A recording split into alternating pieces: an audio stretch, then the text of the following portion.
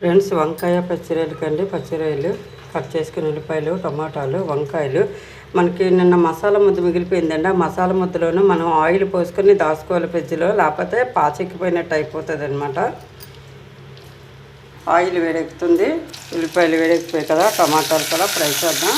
ఇప్పుడు టమాటాలు వేసి కూడా ఫ్రై చేసుకున్నాం అండి. ఈ మసాలా ముద్దను కూడా వేసుకొని ఫ్రై చేద్దాం. ఇప్పుడు రొయ్యలు కూడా వేసుకొని ఫ్రై చేసుకున్నామండి.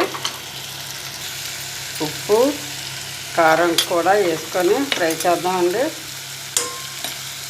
ధనియాలు, జీలకర్ర పౌడర్ వేసి కొంచెం నీళ్ళు వేసి